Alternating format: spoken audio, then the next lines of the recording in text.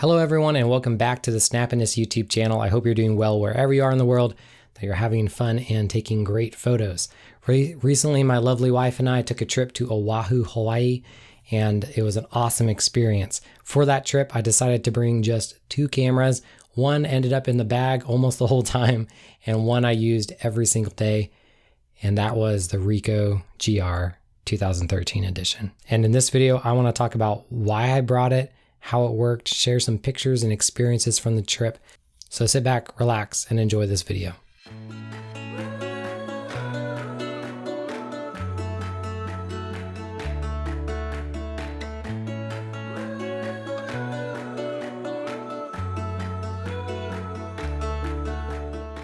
If you're like me, you own way too many cameras.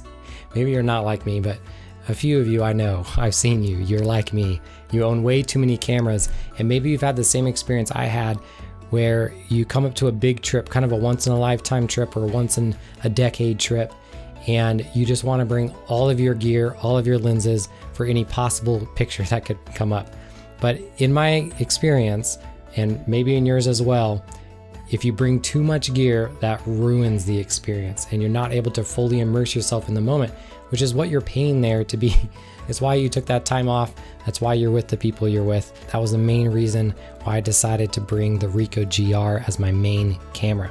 And I'll tell you a little bit about my experience and some of the pictures I took, and along the way tell you about what I love so much about this camera and how well it worked for this trip.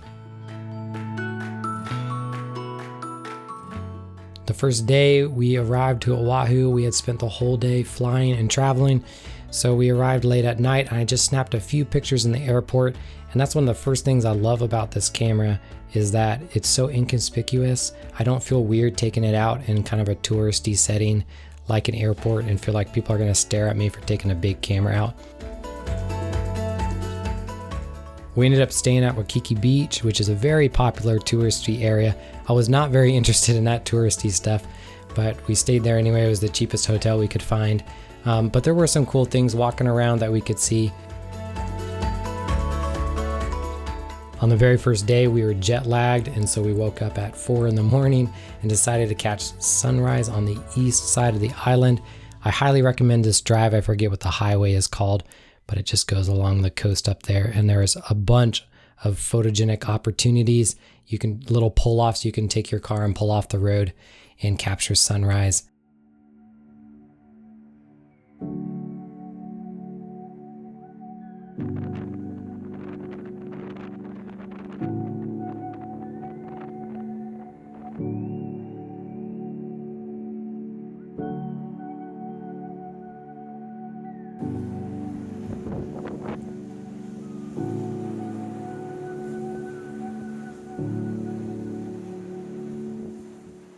And the Ricoh GR just performed so well in these sun backlit scenarios with the sunrise. The colors turned out so beautiful, and there's so much dynamic range in this sensor, and you could really push some files and still make it look really natural.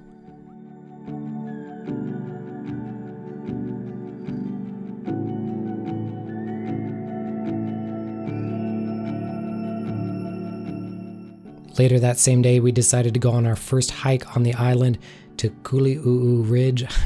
I don't know if I'm saying that right, but it was an amazing hike, pretty close to Waikiki Beach area.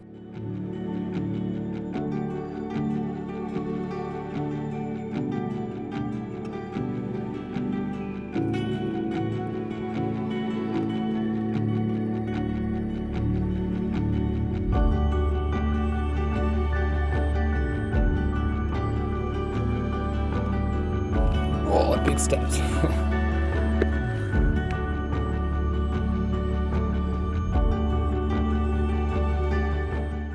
You end up hiking up totally to the top of this ridge, an amazing view at the top and along the way.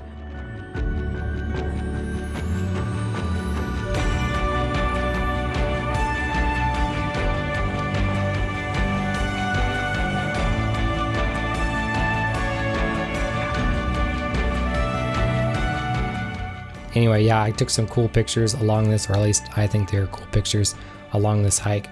Highly recommend this hike if you are in Oahu. It's also worth mentioning one of our favorite things and one of the most surprising things about the hikes that we went on was the background noise, the soundtrack of the birds playing as you hiked. It sounded unreal, like as if you're in the zoo and they're playing that fake soundtrack as you walk through the little jungle experience, except it was real and it was there and it was amazing.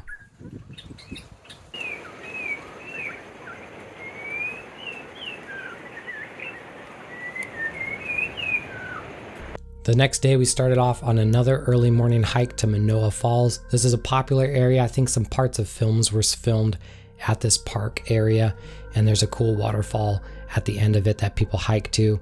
And it's an easy hike, but it's a cool one. You get to see a lot of cool vegetation, and that's what you're seeing me capture here.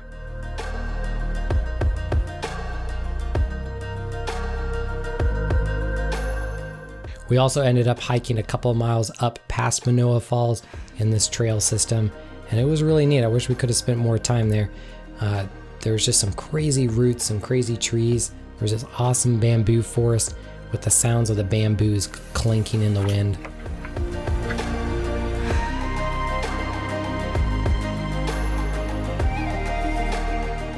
The views from this particular hike weren't quite as dramatic as the other ones we went on, but it was still worth it. Later that day, we drove up to the north shore of the island to do some snorkeling at a pretty popular place called Sharks Cove.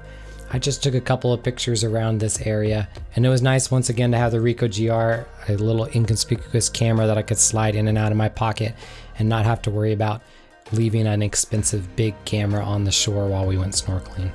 Maybe I should stop here and explain why I'm still shooting the 2013 version of the GR when there are newer versions of it. The biggest reason is that this camera still performs very well for its age, so there really is no reason for me to upgrade. I've considered upgrading to the GR3, and I might in the future still, but this camera was much cheaper than the GR3 and performs wonderfully. It has wonderful colors out of the box, a wonderful sensor. The lens is super sharp.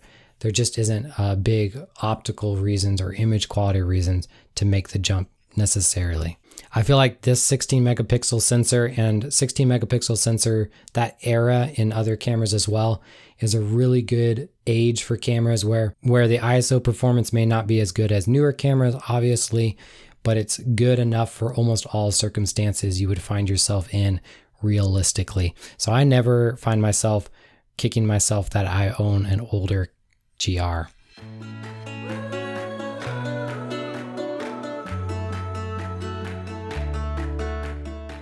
Later that evening, we met up with some friends and watched the sunset on a beach. I forget the name, but it was up there on the North Shore. There's this cool cliff where people do some cliff jumping. My friends did it. I did not do it. I did some cliff jumping later. If you could even call that, it was probably like a 10-foot jump.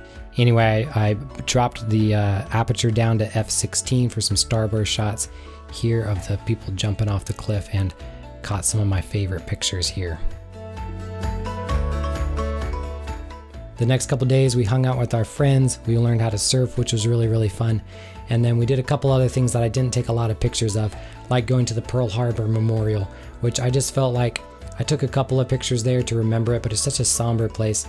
I really didn't want to just be fooling around with my camera taking artistic photos there.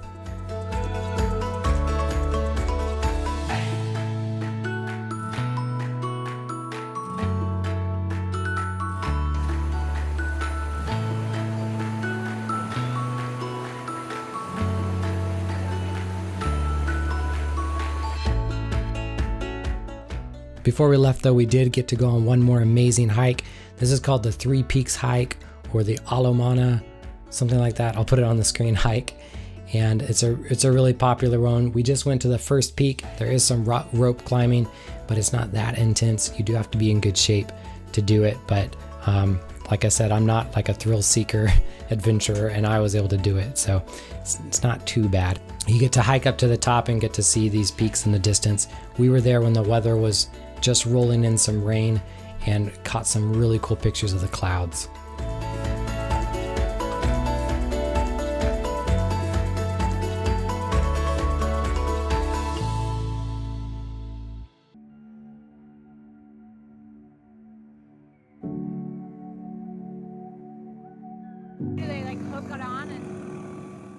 We also had a crazy experience on that hike where Search and Rescue was there to find somebody. We helped them find that person, and they were able to to evacuate that person off the mountain safely. And I think this shows just how incredibly sharp this lens is, because you can see this helicopter so easily when you crop in. But anyway, a little bit scary, but glad the guy was totally okay. And those search and rescue people were so professional. It honestly was amazing to watch. On the trip, I also brought the 21mm conversion wide angle lens, which I've talked about on this channel before. That was something that I picked up and I've been playing with for about the last year or so, and I've really liked it. I've really had no complaints, except for the fact that it's just so big and bulky, and for me, that goes totally against the purpose of this camera. So much so that I just did not use it very much, even though there's opportunities that I'm sure would have looked awesome with that lens on. It just wasn't worth the hassle to put on the adapter and screw it back on and get it all set up again.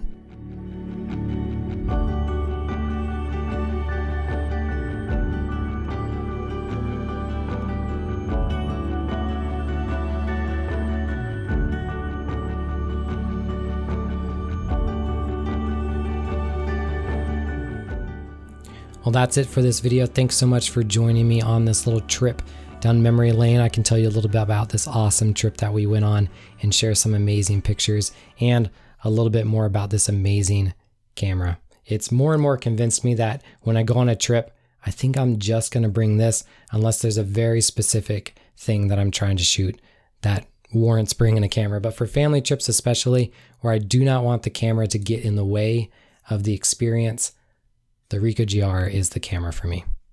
Thanks so much for watching. Let me know in the comments below what camera you own that you like, that gets out of your way and just lets you enjoy the experience. Let me know what camera that is for you. And until next time, happy snapping.